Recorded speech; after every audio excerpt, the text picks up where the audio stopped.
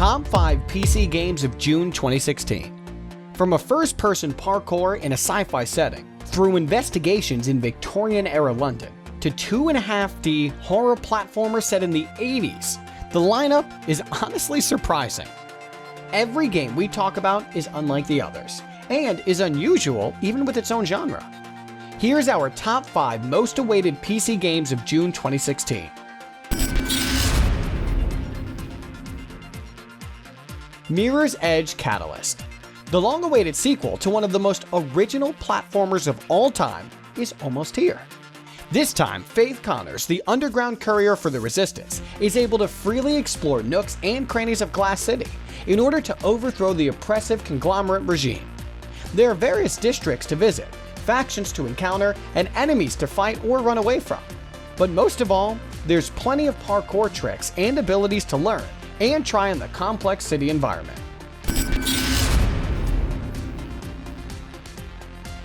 Sherlock Holmes, The Devil's Daughter. The Devil's Daughter is the 9th entry in the popular series of adventure games, based on Sir Arthur Conan Doyle's books and short stories. This time, however, the formula changes. Not only are there elements you'd expect to see in a horror story, but also investigations are spiced up by action sequences. The biggest draw, though, is the freedom to roam the streets of 19th century London. Or in Sherlock's words, that great cesspool into which all the loungers and idlers of the empire are irresistibly trained. Hearts of Iron 4. What would you do if you got a chance to rule your nation shortly before and during World War II? Who would you ally with? How would you defend yourself? Hearts of Iron 4 lets you test your leadership skills in the greatest of all wars. You can choose to lead any country, one directly involved in the conflict, or say Guatemala, because why not? There are improved graphics and sound, and also new mechanics such as political power. Overall, Hearts of Iron 4 is probably the largest and most complex World War II strategy game ever. Deadlight Directors Cut. 2012's Deadlight finally arrives on PC. The moody action and puzzle platformer set in the alternate 1986 with zombies taking over the world got a warm welcome when it hit the consoles, and for a good reason. It has a great setting, fluid gameplay, and distinctive art style that's hard not to appreciate. Now, the game is available in higher resolution with improved graphics and additional content.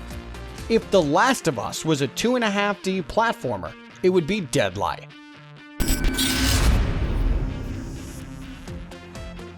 LEGO Star Wars: The Force Awakens.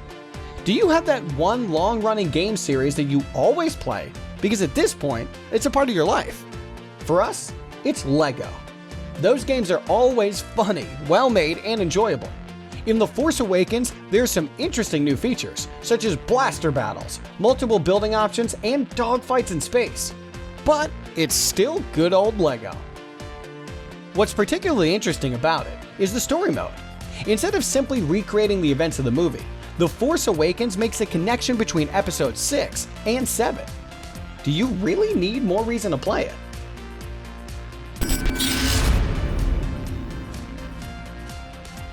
Kinguin's Game of the Month is Mirror's Edge Catalyst.